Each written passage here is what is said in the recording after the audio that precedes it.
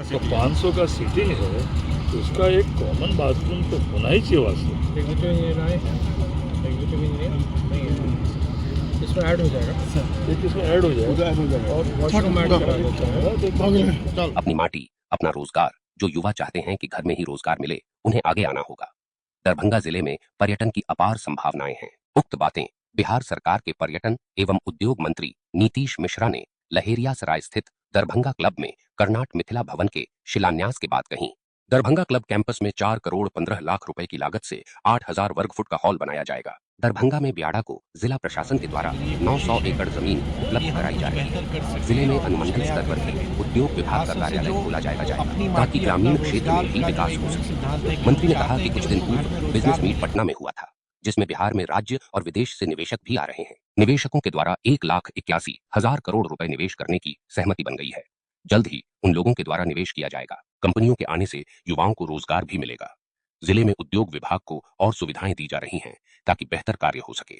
पर्यटन एवं उद्योग मंत्री ने कहा कि संस्कृत विश्वविद्यालय के कैंपस में लाइट और साउंड की व्यवस्था की जा रही है ताकि मिथिला के बारे में जानकारी दी जा सके। संस्कृत विश्वविद्यालय से अनापत्ति प्रमाण पत्र प्राप्त होते ही लाइट और साउंड लगाने की प्रक्रिया शुरू कर दी जाएगी। जिले में पर्यटन की अपार संभावनाओं को देखते हुए कई तरह के निवेश किए जा रहे हैं। शहर के 3 बड़े तालाबों को जोड़ने का कार्य भी शुरू होने वाला है। आने वाले समय में दरभंगा अन्य शहरों से जुड़ जाएगा। एक्सप्रेसवे आमस के बन जाने से पर्यटक कम समय में दरभंगा आ जा सकेंगे। मौके पर शहर के विधायक संजय सरावगी, भाजपा जिला अध्यक्ष जीवछ सहनी, दरभंगा क्लब के सचिव जितेंद्र कुमार सिंह, डॉ अमिताभ सिन्हा, वरुण कुमार सिंह, भाजपा नेता विवलेंदु झा, अंकुर गुप्ता सहित कई लोग उपस्थित थे। दरभंगा से प्रभास रंजन की रिपोर्ट। अभी तो कुछ दिन पूर्व ही माननीय मुख्यमंत्री जी आए थे प्रगति यात्रा में और लगातार दरभंगा के लिए कई घोषणाएं वो करके गए थे और लगातार पर्यटन विभाग और उद्योग विभाग के माध्यम से मेरी ये कोशिश है कि हम कुछ बेहतर कर सकें और कुछ नया कर सकें। खासतौर से जो अपनी माटी अपना रोजगार का जो एक मूल सिद्धांत है कि लोग चाहते हैं कि उनको घर में रोजगार मिले, उसी कड़ी में आप अवगत होंगे कि कुछ दिन पहले ही जो बिहार बिजनेस कनेक्ट हुआ उसमें 1,81,000 करोड़ के निवेश के प्रस्ताव हमें प्राप्त हुए हैं। बिहार के इतिहास में पहली बार इतनी बड़ी राशि निवेश के लिए हमें उसकी MOU साइन की गई। तो लगातार उद्योग में हम लोग नए इंडस्ट्रियल एरिया का विस्तार भी कर रहे हैं, उद्यमिता विकास केंद्र भी अनुमंडल पर बना रहे हैं और जो इंडस्ट्रियल एरिया है वहाँ बेटर फैसिलिटीज़ भी दे रहे हैं। साथ ही टूरिज्म की भी अगर हम बात करें, पर्यटन की बात करें, तो पर्यटन में जितनी भी संभावनाएं, क्योंकि मैं मानता हूँ कि बिहार नेचुरली ब्लेस्ड है और बिहार में आप किसी भी सेक्टर में देख लें टूरिज्म की बहुत ज़्यादा अपॉर्चुनिटीज़ हैं।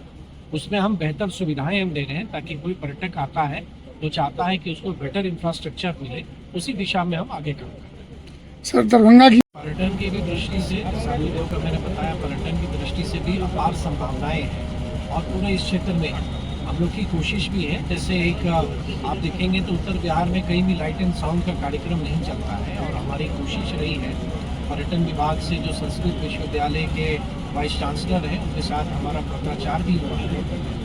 DPR हमारा बन के तैयार है। जैसे ही विश्वविद्यालय से NOC मिलता है तो दरभंगा के लोगों को दरभंगा में पहली बार लाइट एंड साउंड के कार्यक्रम को भी देखने का अवसर मिलेगा।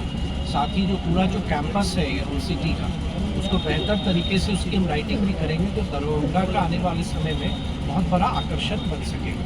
एक तो सरकार की जो ये योजनाएं संचालित है वो है जो हमारे एग्जिस्टिंग इंडस्ट्रियल एरिया है वहाँ पर कुछ समस्याएं जो दरभंगा के माननीय विधायक संजय सरावगी जी ने उसका जिक्र भी किया था कि बेटर वहाँ पे कुछ इश्यूज थे, उसको हम लोग ब्याडा द्वारा रिजॉल्व भी किया जा रहा है कि एग्जिस्टिंग इंडस्ट्रियल एरिया में बेटर इंफ्रास्ट्रक्चर है, उस पर हम लोग काम कर रहे हैं। साथ ही नए औद्योगिक क्षेत्र का विस्तार भी कर रहे हैं क्योंकि दरभंगा आने वाले समय में कनेक्टिविटी के दृष्टिकोण से जितना महत्वपूर्ण होता जा रहा है तो यहाँ के लिए निश्चित तौर पर इन्वेस्टर आकर्षित होंगे।